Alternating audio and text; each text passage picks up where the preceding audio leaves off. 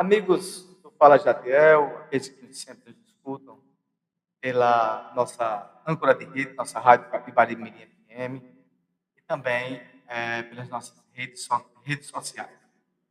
Redes sociais.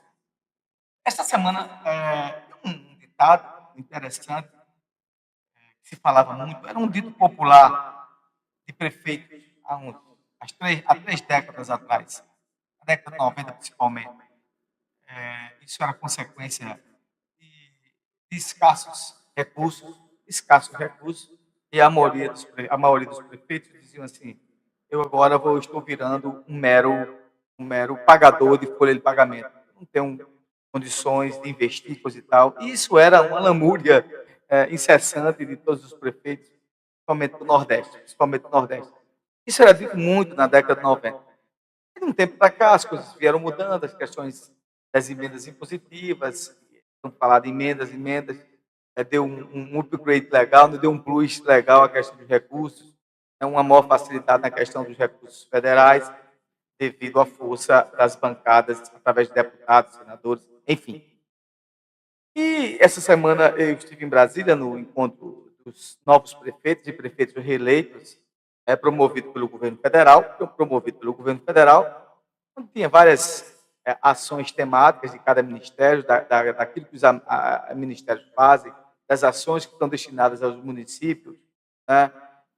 Todos sabem que na terça-feira teve um encontro, abertura do encontro com o presidente Lula, todos os ministros, coisa e tal, e falando aí da questão da importância das cidades. Não, isso aí é dito com muita propriedade, e a população mora na cidade. Então, tudo acontece no município, tudo acontece na sua cidade, é onde você convive com a sua família, é onde você observa o dia a dia, dentro desse processo do ir e vir, né, dos anseios transitáveis de nossa vida. Tudo acontece na cidade, as famílias, as crianças estudam nas escolas, enfim. Então, sim, tem que ser dado um olhar diferenciado às cidades. Ninguém mora no Estado, ninguém mora na União. O Estado e a União faz parte de um ente federativo, né? Naquilo que se consome em um só, né? E que se consolida em um só. Mas as coisas acontecem na cidade, e nas cidades tem seus representantes legais e constitucionais, que são os denominados prefeitos. Prefeitos com suas câmaras de vereadores, enfim.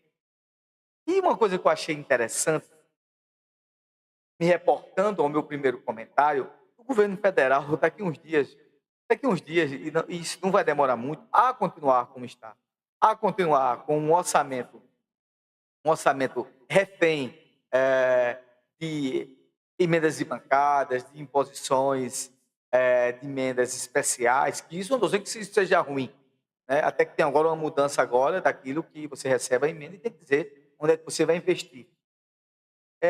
Os governos federais os ministérios não funcionam mais naquela funcional orçamental. Olha, eu tenho um recurso do ministério e vou investir nisso aqui, a gente vai fazer aqui esse investimento aqui, investimento de alta complexidade, investimento que vai melhorar a vida das pessoas, né, não só no município, mas também dentro das complexidades da União, daquilo que denomina de infraestrutura urbana, infraestrutura rural, né? Ou seja, as faladas grandes obras, falando assim no linguajar popular. Então, em cada ministério que a gente passava, e eu começava a observar, eu sou muito observador, tem lá uma cartilha de emendas. Ou seja, o ministério diz que tem essas ações, mas para executá-la, precisa que tenha emendas. Essas emendas destinadas aos municípios, através dos deputados. Isso começa a remeter o inverso do princípio do Pacto Federativo. O Pacto Federativo está se esvaindo, onde se falava o quê? Vamos dividir renda, né? Não haver tanta distorção, que o governo federal arrecada, passa para estados e municípios, aumentando, sim, daquelas transferências que são constitucionais para os municípios. E hoje todo mundo, os prefeitos, vivem, né, dentro dessa complexidade no Congresso Nacional. No Congresso Nacional, para que ele possa fazer alguma coisa, ele precisa de emenda, né? E isso está crescendo, eu já falei aqui sobre isso, existia um percentual no governo Michel Temer, parece-me que com a Dilma era 15%, depois com o Temer passou para 30% de repasses do orçamento. Agora chegamos aí em quase em 33, 40, e se até 2030 vai chegar a quase 50%, né? Essa questão do desembolso. E o governo federal daqui a uns dias vai servir só para pagar a folha de pagamento. Não tem mais capacidade financeira de investir nada. Porque quando a gente vai em algum ministério, os ministros dizem com clareza, ó, aqui está a cartilha de emendas. Para isso aqui acontecer, eu preciso que o seu deputado coloque uma emenda direcionada para que seja destinada ao seu município. Então, o que os prefeitos fazem? Já que é assim, eu vou procurar logo o deputado. Porque se é para buscar emenda, a gente procura logo o deputado encaminha a emenda, e aí eu já executo já o que eu vou achar que é interessante na sua ordem de prioridade dos municípios. Isso é bom? Olha, a curto e médio prazo pode até ser bom, mas a longo prazo, a União, os estados e os municípios ficam sem ações de intervenção, de investimentos, né, que repercutem em larga escala, que repercutem na melhoria das pessoas, na geração da melhoria da infraestrutura, na geração de emprego e de renda, de larga escala. Porque a coisa vai ficar muito focada ali. Quando se fala nisso, o que é que eu estou dizendo? Tem que haver, né, um break, né? Para aí, vamos agora discutir o orçamento geral da União. O que é que realmente é as emendas de investimento que são necessárias, né? Afinal de contas, os deputados que são votados representam essas bases daqueles municípios onde a população votou e foram majoritários, mas não pode haver essa distorção fora do comum mesmo. Hoje, para se fazer uma escola, precisa de uma emenda. Hoje, para se fazer uma unidade básica de saúde, né, uma ação, um complexo escolar, precisa de emenda. Então, está se fugindo, né, do controle dessas coisas. Aquilo, um posto de saúde, um hospital, uma unidade básica de saúde, a melhoria de saúde, uma ação de intervenção de esporte, um complexo esportivo, tudo precisa de emenda. Ou seja, não há capacidade mais financeira nem orçamentária para que os ministérios, diretamente com o governo federal e municípios, possam, né, incrementar e fazer um investimento direto. Tudo agora é a partir de emenda. E por isso que não é à toa que a gente está vendo aí, muitas vezes, essas emendas não são tão bem aplicadas como deveriam ser, começam os escândalos. Isso aí é uma grande minoria, né? Porque tem prefeitos, sim, eu conheço todos que passam por mim, que estão lá de investimentos para melhorar o seu município. E se no ministério não tem, ele vai procurar o que é legal. Ó, não tem aqui não, então vou procurar o deputado. Se é para estar no deputado, então fico logo lá, no Congresso, logo lá, né? Passando o pires, como diz no linguajar popular, procurando emenda para que eu possa levar melhorias de infraestrutura ou melhorias na educação, na saúde para o município. Esse é o linguajar popular, claro, objetivo e pragmático. Claro, objetivo e pragmático. Os ministérios hoje não estão servindo para muita coisa. A não ser o ministério, a não ser aqueles ministérios que têm seus fundos, já são decorrentes próprios, que dá a sua ordem legal das despesas contínuas e correntes, né? Que tem já o seu dispositivo constitucional e legal de recurso, que é através dos fundos, para repassar para os municípios.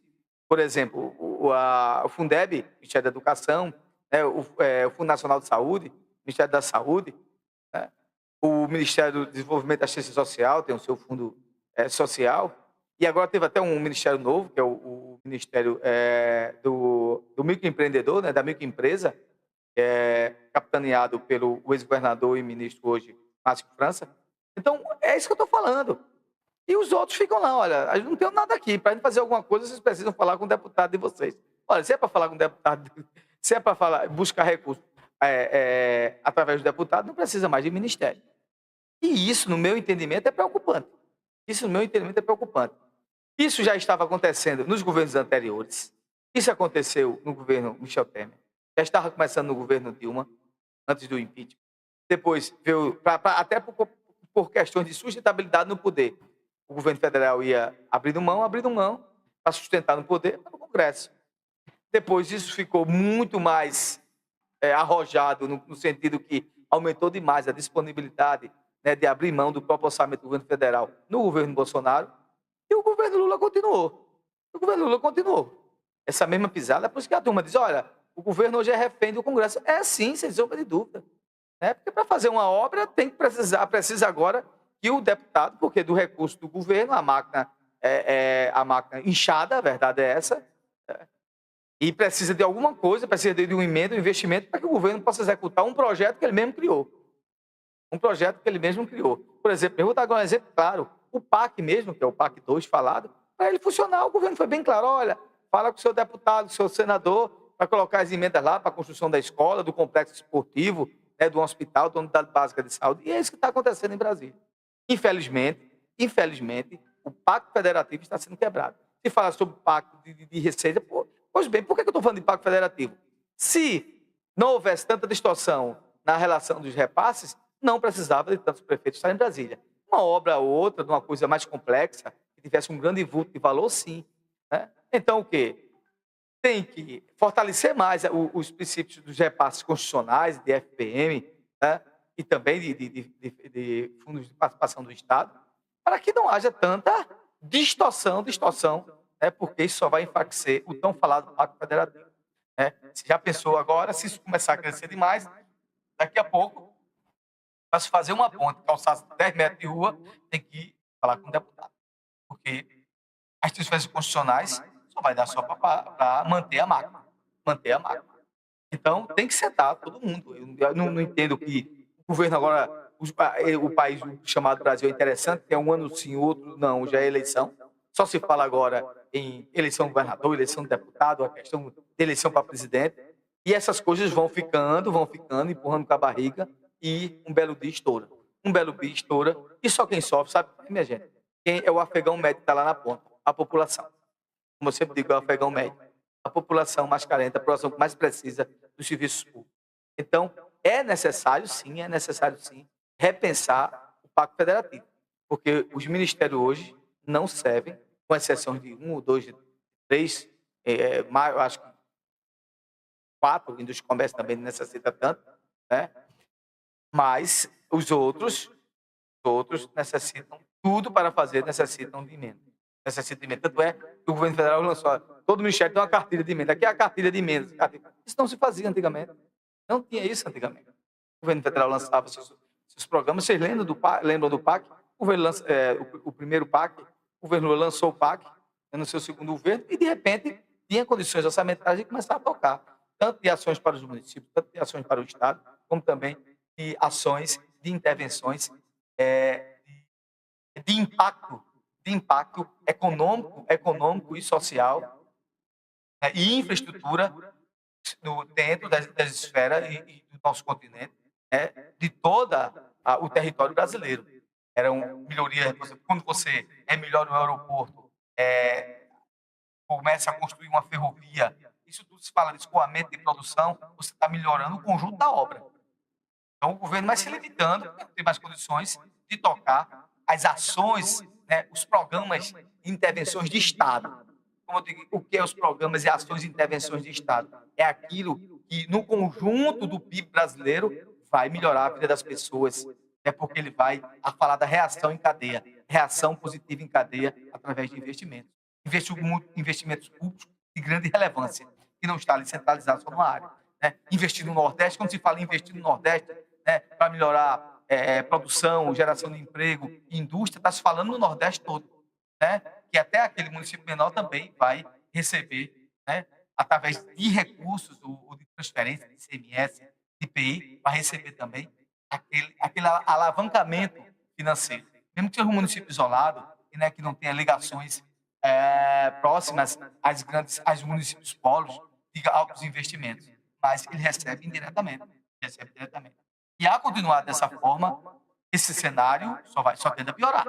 A continuar dessa forma que eu acabei de comentar agora, essa questão de você lapidar, né, e o orçamento geral da União ser refém, e vai saindo os grandes programas de governo, isso aí qualquer governo que entre, qualquer presidente que entre vai sofrer isso. O Bolsonaro já sofria isso. Michel Temer sofria isso. A Dilma tinha começado a sofrer isso já. Isso aí é o quê? 4, 8, 12 anos disso. Né? Com mais 2 de Michel Temer, 14 anos. Não tem nação que aguenta uma coisa dessa. Isso só acontece, e se você fizer um estudo de investimentos de orçamentos no mundo todo, em outros países, só está acontecendo no Brasil. Existe um teto para tudo. A questão, da questão de emendas, as emendas são necessárias. né, as emendas impositivas são necessárias para você dar um upgrade lá naquilo que você construiu juntamente com o seu prefeito. Agora, dessa forma como está, e essa sem ter um limite para as coisas, o país só tende a se prejudicar. O país só tende a prejudicar. A coisa, no primeiro momento, tá chegando dinheiro demais, é muito bom naquele primeiro momento, mas depois, espera aí, e esses dinheiros que estão chegando todos, está sendo bem investido? Tem um alinhamento de projeto, de investimento, tem que ver tudo isso. Com essa nova demanda que o Dino fez agora, os municípios, já tinham municípios já que faziam já isso, já independente da decisão do STF. Pegava o recurso que vinha direto, investia numa obra de calçamento e organizava, fechava a conta direitinho. Agora, quem estava fazendo festa, vai ter problema, né? E aí tem a outra questão que eu falei, tem que reavaliar, sentar na mesa e estudar esse pacto federativo, a questão de transferências constitucionais, porque da forma que está, é uma vergonha. O governo fez um grande evento para dizer que, para que isso acontecesse, necessitava das emendas. Por quê? Porque o percentual de emendas do OGU para investimentos está todo na mão do Congresso. Está todo na mão do Congresso. É assim que está acontecendo. Né? Você pode dizer, é bom demais, pelo menos aí o meu deputado consegue muitas emendas, vai dar certo. Que bom, coisa boa. Mas tem que se pensar em Brasil também. Não adianta ter aqui um nicho aqui que está recebendo muito e outro que não está recebendo nada. Aí começa a ver a desproporção social. Desproporção social. Um é muito rico e o outro é miserável. Aonde é que a gente poderá chegar nisso? A lugar nenhum. A lugar nenhum. Nenhum país cresce dessa forma. Aí eu estou falando de coisa técnica, não estou indo do lado político. Né? Você estando como prefeito, isso é bom. Não é ruim, não. Agora, quem tem que resolver essa questão é justamente o governo federal, né, as instâncias federais, os poderes federais, que são Câmara, Senado e governo executivo. Para chegar, como é que a gente vai fazer aqui? Temos que construir aqui um novo modelo de repactuação financeira através do orçamento. E dessa forma, o país não chega a lugar nenhum. Esse é o meu entendimento, essa é a minha leitura. Né? E termina prejudicando, a médio e longo prazo, vai terminar prejudicando todo mundo. Essa é a grande verdade. Quando isso acontecer, eu posso nem estar nesse mundo mais. Você lembra bem que Jadiel falou. Mas muitas pessoas têm falado, não sou eu que estou falando sozinho sobre isso, mas pessoas que mergulham em orçamento, gostam de entender orçamento, né? Os desembolsos de orçamento, a questão de investimento de orçamento. Quantas e quantas obras de infraestrutura do país que são necessárias, estão paradas porque o governo federal não tem como tocar. Não tem como tocar por causa dessa situação que está vivendo hoje. Né? Por causa de governos fracos, que não tiveram como sentar na mesa, coisa e tal, para se consolidar no poder.